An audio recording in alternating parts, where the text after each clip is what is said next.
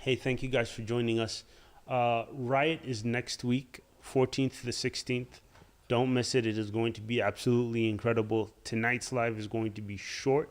You probably want to head over to the ministry page because these guys will be in service today, working, doing some incredible stuff, and you don't want to miss it. So tell a bunch of people. But one of the most important things we want to highlight is Riot Worship's music. Their album is completely out. Well, the single is out, and you can go and listen to it, and it would be a blessing to you. It will minister to you in a powerful way, and you will love it. Other thing, like I've mentioned, is Riot. But during this live right now, what we want you to do is that we want you to share this live, share videos from this live, and subscribe to this channel. Go ahead, send this channel to as many people as you can. Likes, shares, all of those things matters when it comes to us reaching you, reaching other people. So that's the biggest thing that we could say. And we would love to have you. So go ahead, share it to as many people. Right now, if you're on your phone or you're on a computer, all you have to do is hit the share button, and then you can send it to everyone, right? So go ahead and do that. If you haven't hit the notification button, go ahead and hit the notification button, and we know that it would be a blessing to you, but also allowing us to reach the gospel. If you want, and I always say this, you could be a digital missionary. All you have to do is share it with somebody, and it will be a blessing to them. And that would be one of the most impactful things. But apart from that, we aren't going to be live for long, probably just a few more minutes. And I'm here with the usual suspects, so we can go ahead and get into it. I don't know. There's something that's been on my mind, and even just now, that occurred to me. And like, what do you think about like the role of discipleship in church, in the faith, right? Because most people think it's enough for me to just get born again, accept Jesus, say the sinner's prayer. After saying the sinner's prayer, get baptized. After, start attending church every Sunday, and that's as far as they go with their Christianity. And I don't know, I feel like we've neglected the part of discipleship, that even the people that lead these people in prayer, the salvation prayer, they don't go the extra effort. They don't put in the extra effort of discipling, like following up these people. Like, all they'll do is, hey, come to Jesus. They come to Jesus, they say the prayer, and then they dump them to maybe a minister or a church. Hey, do you have a church? Go to this church, and that's it. Like, But that part of discipleship where you're sitting down with someone, breaking bread, like going through scripture, asking questions, like, hey, why do I have to quit smoking if I'm a Christian? Like what Herbert asked. Yeah. Like, what does my smoking have to do? How does it affect God? How does it affect my relationship with Jesus? If you say he loves me, then why? So we haven't gotten to create platform for people to ask these questions. And I feel people are going to, it's like if you're a kid and you haven't gone to school, you haven't been educated, but you're growing. Your body is growing, right? Because you've been born on this earth. So when you get born again, you're spending time, right? Your stature is growing. Like, people are noticing you in church. Maybe they'll call you to help out, serve, but you're not growing. Your intellect is not being built. Your cognitive abilities are not being expanded in the Word of God. Like, so you find someone has the form. It's like seeing a 30-year-old with the brain of a 2-year-old. Right. So I would say this about discipleship. There are two main points that you have to look at. There are people who disciple. You could disciple someone and then they turn out to be the person who will say this. Oh, I work with Jesus. And then there's the other disciple who will pick the spirit of, well, I was discipled, I followed Jesus, and now I'm here to serve you. Yeah. So the right now to apply to this way, is the person that you are discipling, did they turn into a tyrant or did they turn into a servant? So discipleship is great, but if you're not discipling the person for one, the house, or two, the calling, you will have a severe problem. Now, the other aspect of this is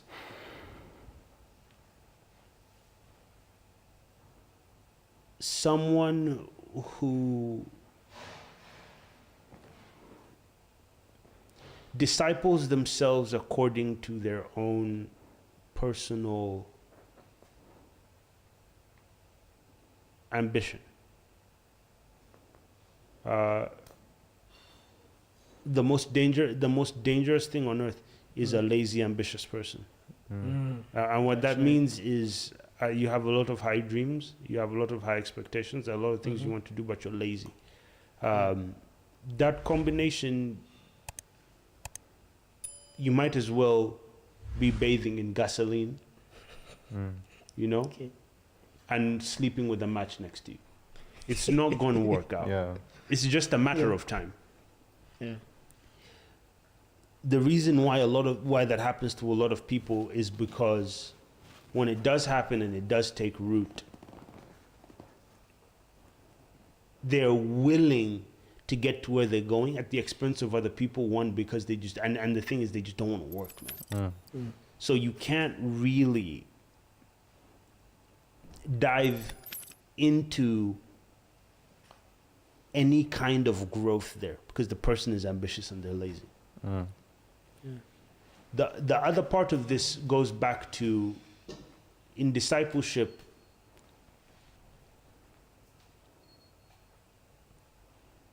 having some semblance of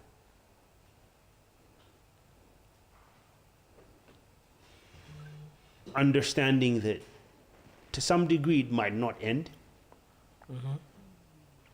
I say the saying to a lot of people, there's always a bigger bear.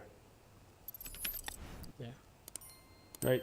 Or there's always a bigger lion. Yeah. Right? Or there's always a bigger wolf. That should be your reality check. Like, there's always somebody better than me around the corner. Yeah. I just haven't seen them yet, or I haven't gotten around that corner.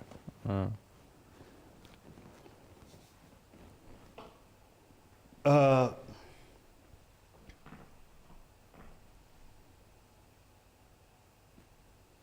remember going to a boxing gym in Tulsa.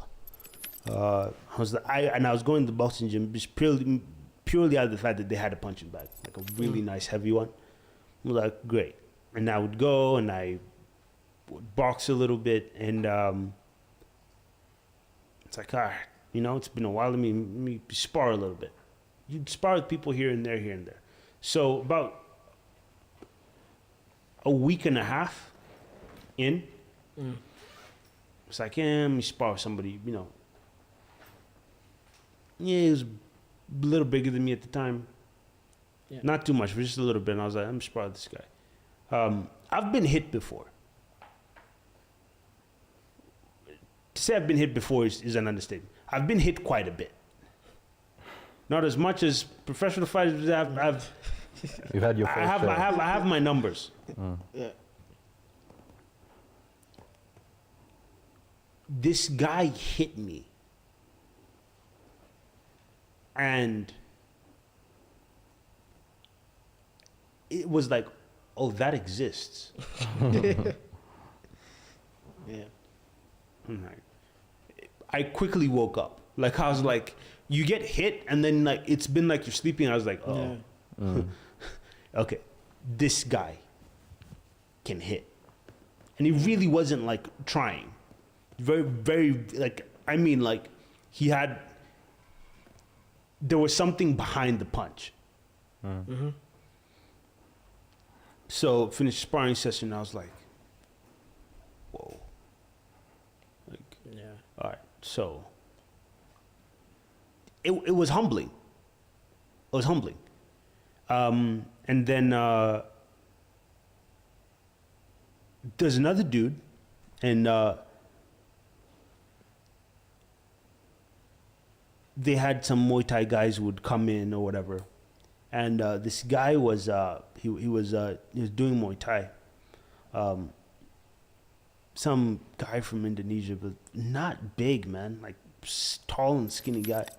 But the dude, like, he was like basically just kneeing a pad, but he would grab you, like, have you hold.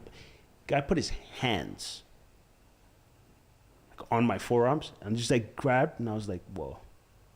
Like, there's something, Yeah. like that's a lot of power. Like, he grabbed me and he owned me. That's literally how the situation went. And I look back at that and I say it this way. I discovered that in a cooperative, conducive environment. Everyone was there to get better and improve themselves and help. What people don't understand is that you can have the same experience and learn it in a totally different environment. Yeah. The day you learn is not in the classroom. Like, you learn, and public education is free. Like, you're going to the school, the government's paying for everything. It's so cool. You go there and you learn. Yeah. Right? You could learn, and then at the end of the day, they've cashed you a check and it's in blood. Like, bro, you need pay up. Right? You don't want to learn outside of that conducive environment. Yeah. Because this guy is giving you the lesson regardless of if you can read or not. Yeah, that's right. You're going to get served everything for one semester in 5 seconds. You don't want that reality. Yeah. And I think for the majority of people who are taking discipleship but are super ambitious and super lazy and their heart's not correct, always remember there's someone else. And you will learn at the most inopportune time. Yeah. Yeah. You know, when you talk about that, whenever we have discussions, even at church with the teams, I tend to refer, majority of my work ethic and how I perform comes from when I played basketball in high school. So when you talked about the discipleship, we didn't really have a league going on at the time. So we were undefeated. They'd bring in friendlies. We're going to play this school, bring that school. Bro, we were on the top of our game. We felt like we were the kings when it came to basketball. So the coach realizes some of the guys are not training. They feel like they're too good to train, right? They won't show up. So she decides to call up her old friends, legends of the game. Like, these guys played years ago. I think probably even one of them might have even trained Robert when he was younger. There was this one fat guy but had handles, bro. Like, we saw them warm up. We walked in with our jerseys. Fear struck us. Like, do you know what it means to see a guy with like a pot belly, like that uncle, but still has the skills? Yeah. Rob, I kid you not. First 5 minutes of the first quarter, it was 42-1, and that was the free throw, meaning they accidentally fouled us, and they had 42 points up. We were humbled. Like, they put us on our home court and spanked us and showed us, you guys know nothing. That filtered out a few people. Some people didn't come back. Some of us were there Monday morning ready to grind, because we now learned we actually don't know how to play. So imagine that one foul, that's the only foul they had. We had more fouls than points. Yeah. You get? At some point, we actually I think we wanted to just fight them. Because it was too much. Imagine you're always sat in the school, you're known as the big boys. Like, whole crowd is watching you, you're being spanked live. Like, life really struck us then. It filtered out the ones who were willing to work and kept the ones who wanted to work. So now it was a mandatory thing. If you didn't show up, you're not part of the team. Yeah. You get? We would take even the worst team if the best guys didn't show up for just one practice, to remind them, you're not that important that you miss days. Yeah. There's no reason to miss. If you want to be a part of this, make sure you're here. You know, the Bible talks about this too. Basically, there was a boy who was demon possessed in the Bible, and the mother, pretty much, the disciples go to pray for the boy, and the demon doesn't come out. Yeah. You know, they bring the mother comes to Jesus, they bring the boy, Jesus prays for the boy, the demon leaves, the disciples come, hey, like, yo, why didn't it work? Why didn't it work? You know, and he basically tells them some things when they come out of prayer and fasting, but he tells them, like, I've suffered you guys. He also tells the woman, I've suffered you too. The reality of that basically depicts this scenario. You don't know, man. Yeah.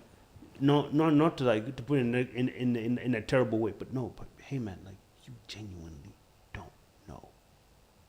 You have zero clue about what's taking place. You have zero clue about what's going on. You don't know. The level of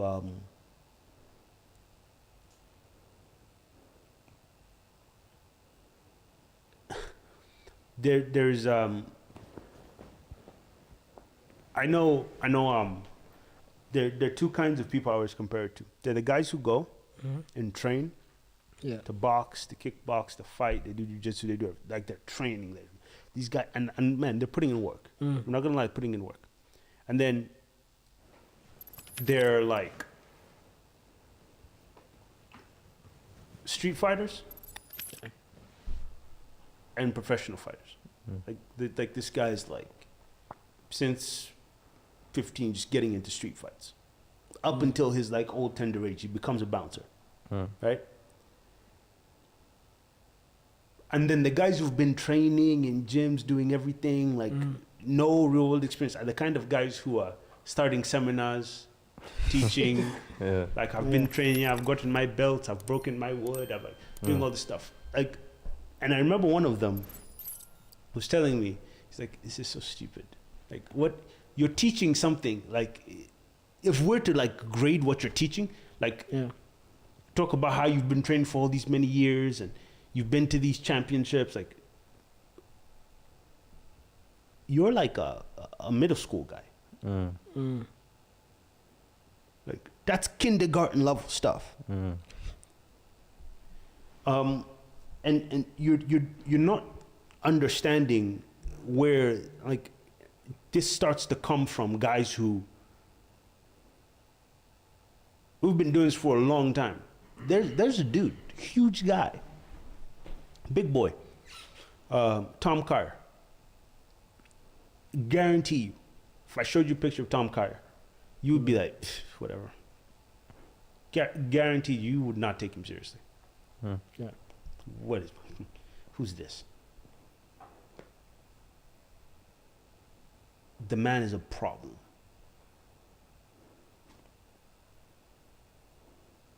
The likelihood of you surviving an encounter with him is it's not a thing. Yeah. But he doesn't look that way.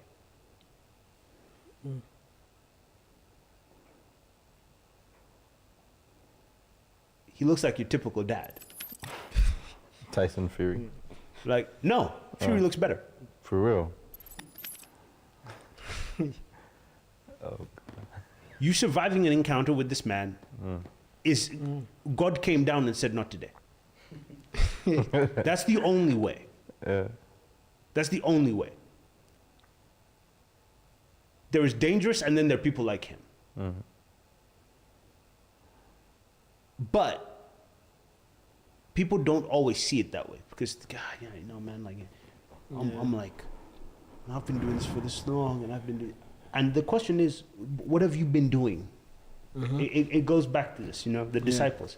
Yeah. Oh yeah, we've been with Jesus, we've seen him cast out. But what were you doing the entire time? Like, what were you actually doing? Like, were you carrying his like belongings on a donkey? Like, were you supervising like the people coming in the entrance? Like, were you supervising Carrying really the money. whatever miracles? Like, were you carrying the money? What were you doing? What were you actually doing?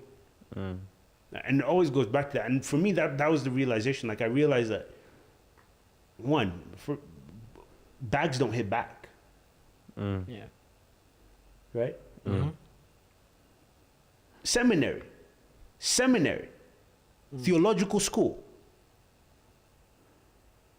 Demons don't talk back. Yeah. They're not there, man. They're teaching you the word. The demons aren't there yet. And then you encounter them, and it's just like, you're throwing everything and the kitchen sink. Like from Genesis to Acts, nothing works, so you enter Revelations. Like, I need to find something in here. Like, I'll scare the devil out now. Yeah. Those are the things that I think people genuinely forget. Like,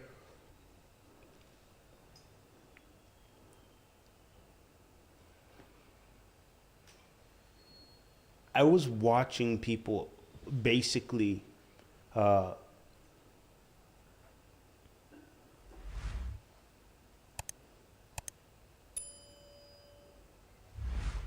to justify spiritual impotence.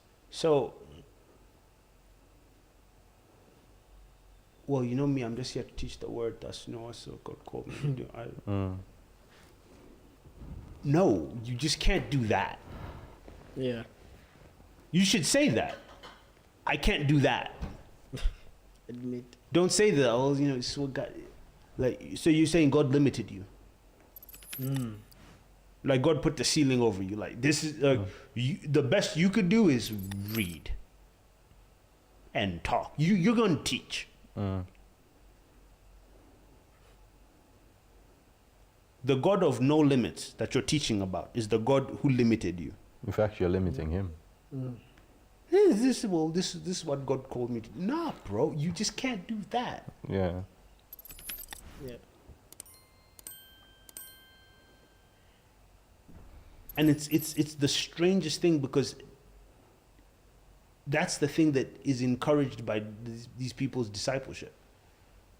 Yeah, well, God has called me to do this, so I believe I need to be discipled in this way. You don't get to choose how you're discipled, Yeah. right? It's what you Yeah. take with the information and what you do with it, and then what you will later become. Yeah. You just don't get to you don't get to choose, right?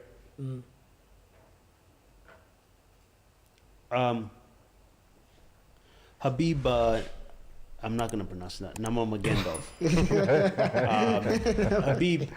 Habib is a phenomenal fighter. Phenomenal fighter. One of the things that made him like so good is he trained his dad all the time, and like wrestlers have a really hard training regimen. Like wrestlers' training regimen is really, really tough. Yeah. And like wrestlers in the UFC are doing a lot better than guys who they're beginning stages with jiu-jitsu. Like they're guys who are like wrestling, super tough. But when you look at him, it should also like rest on you and give you the perspective of, hey, what does it mean to actually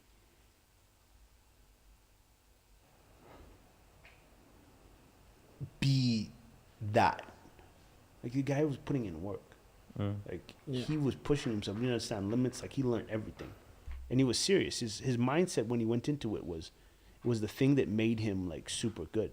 You know. Yeah. And you fast forward, and you start to see people who, like, for example, another example that's super great. Yeah. Right. Doesn't have Habib's background. Like Mighty Mouse. Mighty Mouse was a bricklayer. You know construction. Mighty Mouse was a contractor. That's what he was doing, man. And he got into the UFC and he just began was like, hold my jacket. Let me show you something. Like he began like doing like whatever and for me it was like whatever this guy imagined he was doing. Like he would throw people, like throw them, and then somehow put them in a lock. Mighty Mouse is tiny, man. That's why he's called Mighty Mouse. But he was just doing crazy. He's no bigger than you, besides some muscle mass. Mighty Mouse, but he was just doing things that just, you would be like, those reactions you see of Joe Rogan were of him watching Mighty Mouse. He was just like, because like, he would, and I watched his fight, and I would always watch his fights, man. Because he was entertaining. Yeah. He's small. I should see him. But like he would come in like his mind, and recently he was basically showing some fighters, and some of them were like UFC guys. One of them was Rampage.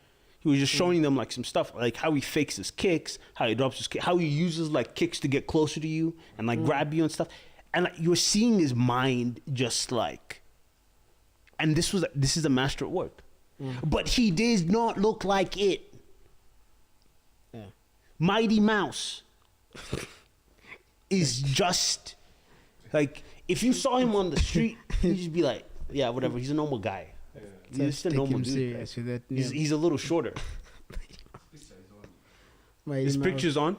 His picture's on the live. You put his picture on the. Yeah, Mighty Mouse is tiny. I'll just check it out. He's such a good fighter. Yeah. He's such a good fighter. Some people, I think, it's naturally like in you to be a fighter. Look at Francis in Ghana. And so again, like I say this honestly. You can have the natural build to be a fighter, and being a fighter is totally different, man. It's Like two the different mindset things. is totally different. Like This the guy. I've seen clips of him. yeah, like he was throwing guys on cages, like running up the cage. Like Mighty Mouse was just doing incredible things, man. And now we take that away from somebody who's not as flashy with the not as imaginative as Mighty Mouse, right? The greatest example I could ever give you was John Jones. And I love using fighters as a reference. John Jones stepped into the UFC. John Jones is the greatest of all time, period. I don't care what anyone says. You will not. There is nobody. It's not there. It's not a thing. Justin begs to differ. Justin is going to beg to differ on Francis Ngannou. Francis Ngannou will die. He'll die. Let me tell you, he leaves one weight class after dominating the said weight class, jumps to heavyweight, beats non-stop, starts smacking people in heavyweight. Daniel Cormier was just on Joe Rogan. Do you know what he said? He's like, bro, I've never been hit like that. That's what he said. It's like, I've never been. Daniel Cormier was the heavyweight champion. Like, he's been through some fights. Daniel Cormier is an amazing fighter. He was just like, bro, I've never been hit like that. The reason why, you meet these people who are just. John Jones was touched by God, period. The last fight, me and Mar watched the last fight with John Jones. It began, right? The dude kicks him in the private. John Jones is like, all right, whatever. He goes over and just squeezes. The guy's like, taps. The fight was no more than 30-something seconds. Right. He had just entered heavyweight, and he was moving like he hadn't put any weight on. And this dude has been in heavyweight. He'd been beating people. He was a big deal. He's nothing. Yeah. On his chest, John Jones, yeah. I can do all things. Now I'm a fan. And this is the thing about Jones. This is the thing about Jones. remember when yesterday we talked about voluntary control. Yeah. Jones is a bad boy. Jones was getting arrested when people were going around during the BLM riots in the neighborhood area. John Jones drove his car with nothing but like some boohoo shirt and like some joggers on, right, with sandals, and he began ripping spray paints out of like people's hands. And then it dawned on people like, oh, one guy was like, yo, and it connected, like, oh, this is John Jones. And he was like, what? And across the street, he told them, put it down, walk away. You just saw people like, put down. It was dawning on them like, this was fun and games. Now, like, he's gotten involved, we're just out of it. Yeah. He was such a tough dude that, and I remember when he told Daniel Cormier, like, let me tell you how crazy this John Jones is, right? Like, this is how crazy talent, but like when you put the work ethic behind it, this is what it becomes. John Jones had been busted. He failed his drug test, right? He got arrested. I think he got arrested, and he also failed the drug test. He got arrested and failed the drug test. He was partying for 3 days straight. He had cocaine in the system. And after the fight, because he partied for 3 days straight, it was a week. He partied for a week and then fought Daniel Cormier and beat him. Oh. Then the thing comes out and he's like, oh, well, you had cocaine in your system for the drug test, so they had to take the championship from him. And he would tell people, he was on Joe Rogan, he was talking about this, he was like, I used to do drugs as my, like, if I lost a fight, I'd be like, oh, okay, I was high. But he never lost a fight. Like, he's like, if it wasn't drugs, I would just party. Like, I'd stay awake. I'd be in clubs. I would just like, and then I'd go fight. And Joe Rogan was looking at him like, you do what? Like, you would really go do this. And it brings us back to the thought pattern behind the dude is just volunteering to walk around and not hurt you. Yeah. For me, I've always said that I don't trust the people who say, by default, I'm not capable of such. Then you're most likely, it's not that you have being good is an option. It's like I decided to not be bad, so I'm being good. Yeah. Right? If you don't have the option of being bad, it's by default that you're good. Like, you've never been on the other side. Yeah. Andrew Schulz was on Joe Rogan podcast, and he goes, imagine how it feels to walk around as John Jones. Just imagine how it feels to walk around the earth knowing that you were the baddest man on the planet. Just like, that's your feeling. Right? Just imagine like you walk around and you know that I'm John Jones. Like, imagine that. And like the same thing goes, right? Yeah. Imagine how it feels to walk around as Benny Hinn. Like, we know Pastor Benny is humble, but like, just imagine. Yeah. Like, in the back of your head. Yeah. I'm Benny. Pastor Benny, Imagine what it thinks to walk around as Billy Graham. Like, smack, man. Like, you. There has to be a part of you who's like, do I really have to tell that demon to leave? Like, bro, you know how this is going. Yeah. You know the drill. Just point, hey, get out. Like,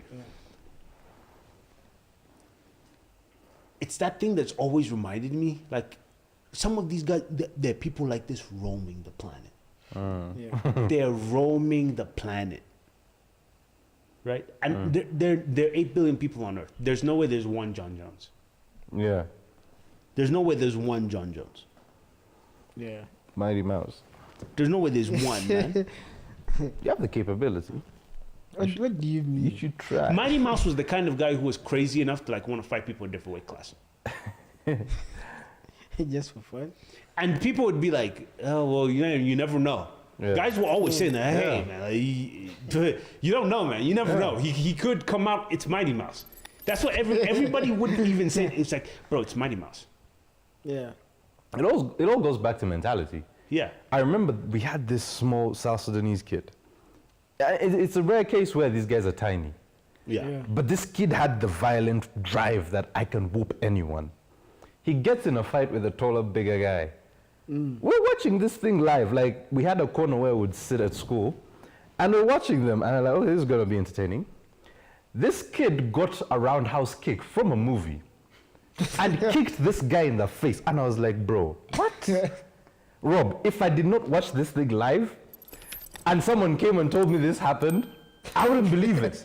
I went up to the kid and I asked him, how did you do it? Nah, I saw it in a movie and conjunction. I knew I could do it.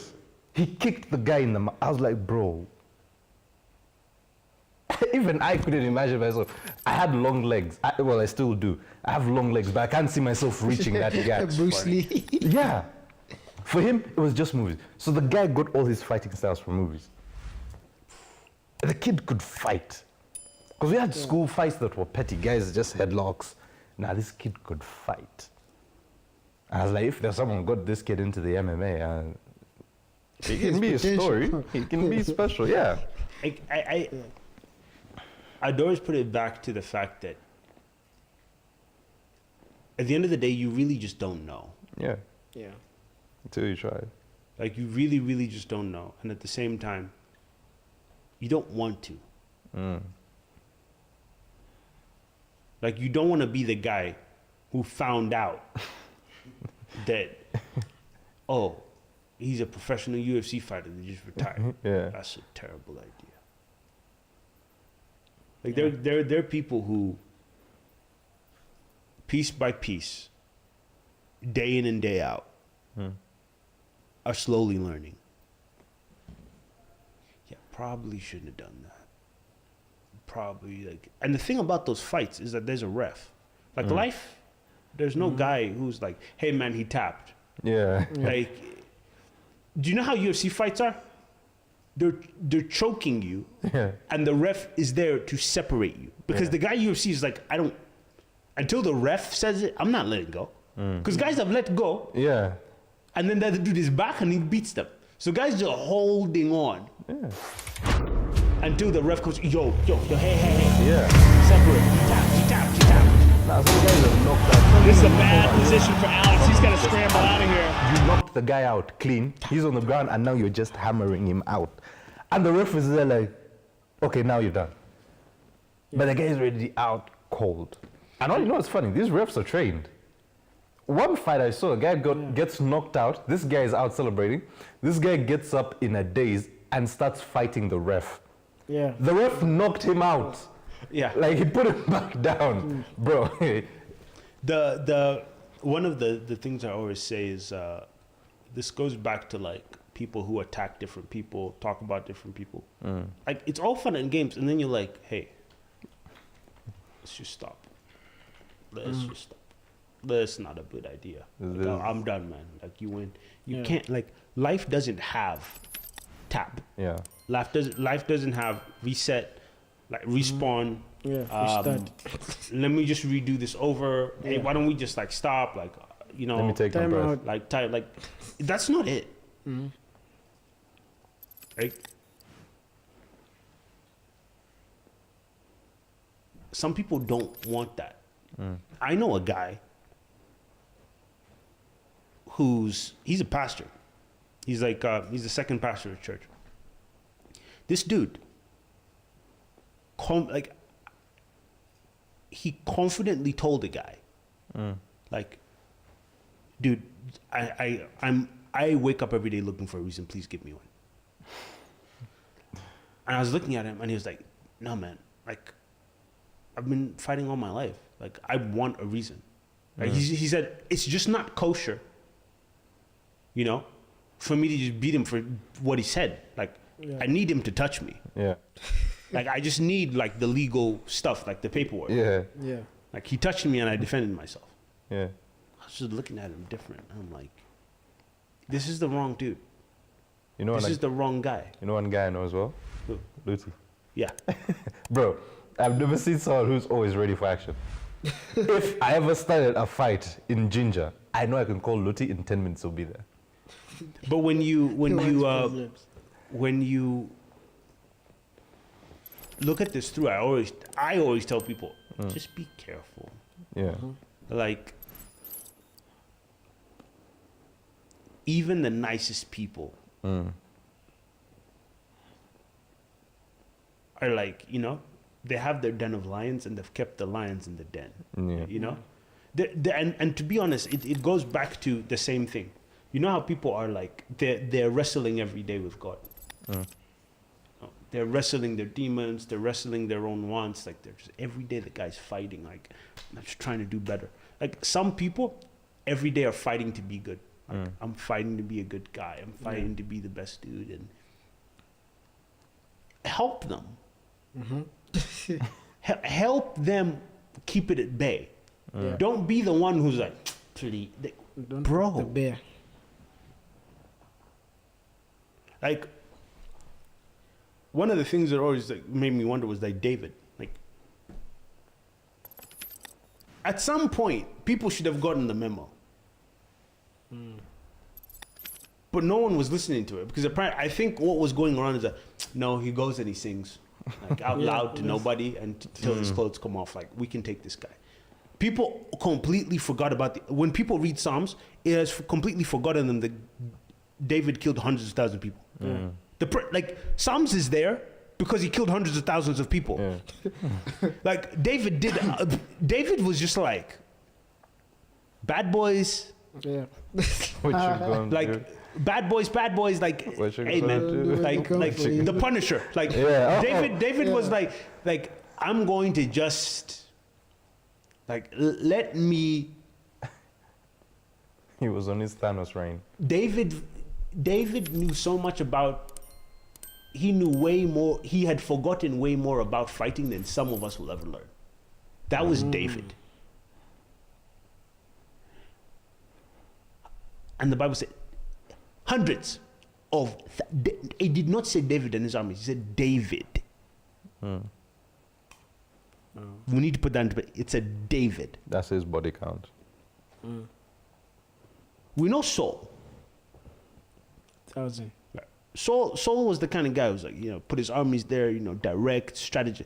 David was the, all right, cool. So you'll come around the side, we'll come around this way, and then we'll come here. And the guy's like, all right, that's what we're doing. He goes, he puts on his stuff, and he goes, I'm doing this too. Yeah. The premise of this was like, bro, the dude is a problem. That didn't get to the other enemies. What got to them was like, you know, he prays and he sings and he dances. He's a, yeah, he was doing all of that because the body count was high, my friend. Yeah, to atone. It was high. It was a high body count. Yeah. So hundreds of thousands of people. He was forgiven much, so he loved much more. Actually, you know, David. There's a historian that said Yeah. it's probably hundreds of thousands because like counting is a big deal. Counting is a huge thing. How they calculated Genghis Khan was like, to be fair, how they calculated the whole thing was one, well, the stories, and then two, like the carbon footprint. Like they were able to like calculate. David, people were just like, okay, like hundreds of thousands is a rough estimate. It's a very general number. He killed hundreds Thousands. of thousands. 100,000. 100,000 is 1,000.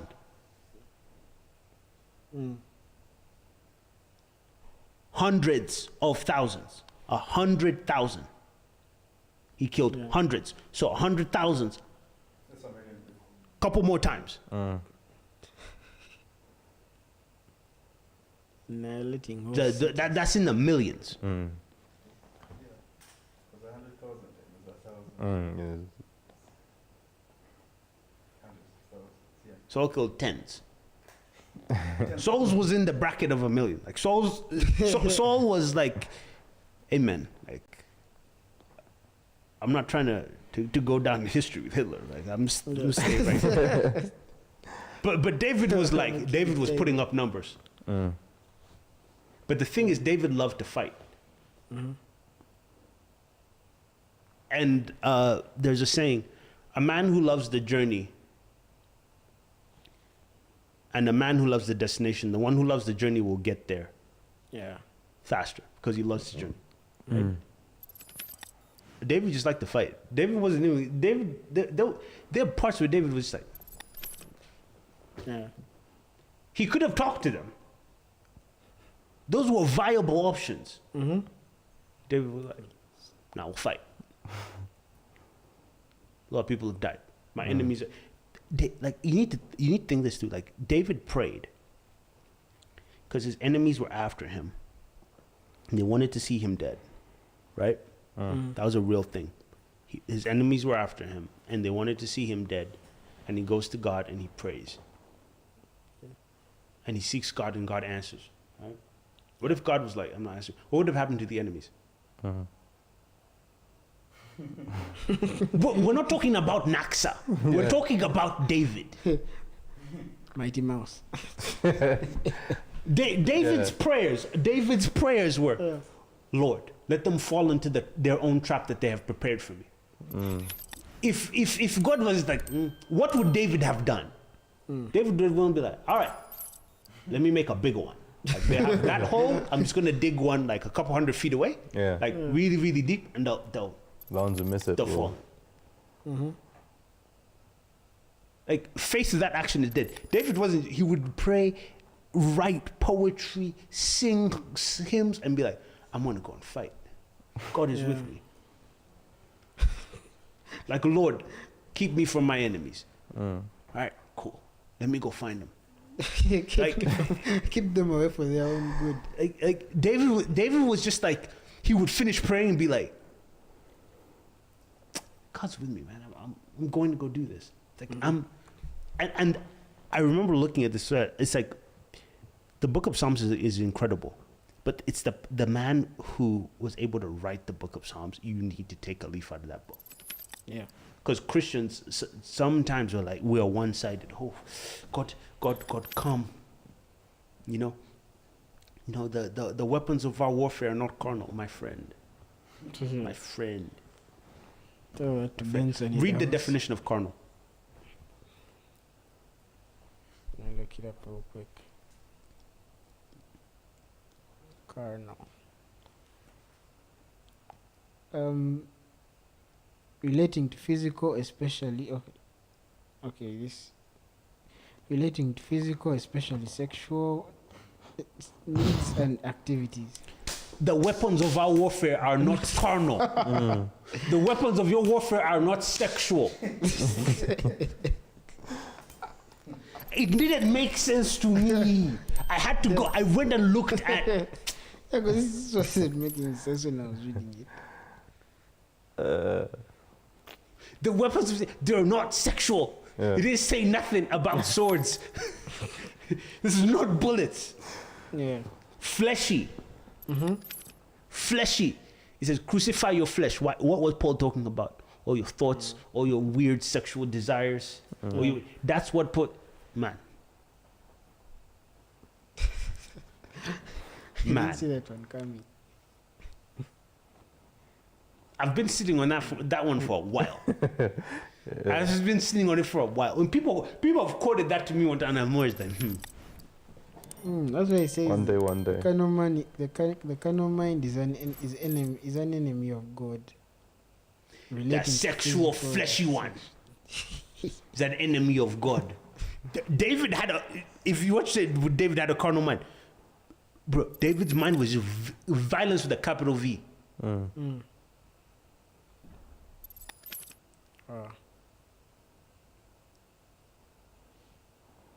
The weapons of our warfare are not carnal. Yes, they are not carnal. Not sexual.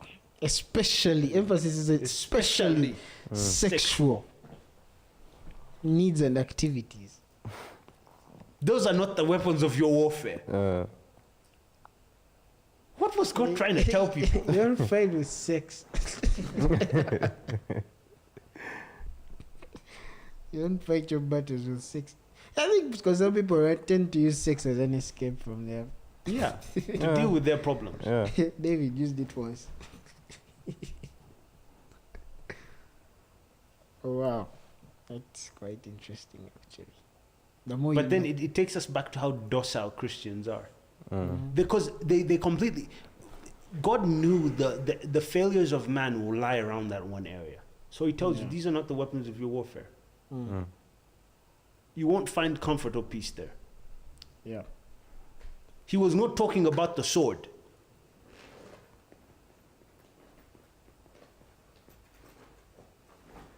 Interesting. I wasn't gonna like let it. I was gonna be like, let me just keep this and leave those. No, that's not what it means. That's exactly how it is. Yo, it's fleshy. Yeah. So people read, and this is the problem. People read scripture and they're like, I know what this means. Carnal. You know why they thought why they say carnal? Because they're in their mind canon. Weapons of our warfare are not cannons. They are mighty through God. Pulling down of strongholds. And again, it says the weapons of our warfare are not carnal. They are mighty through Him. Yeah, they're swords in heaven. They're no carnal desires in heaven. Fleshy.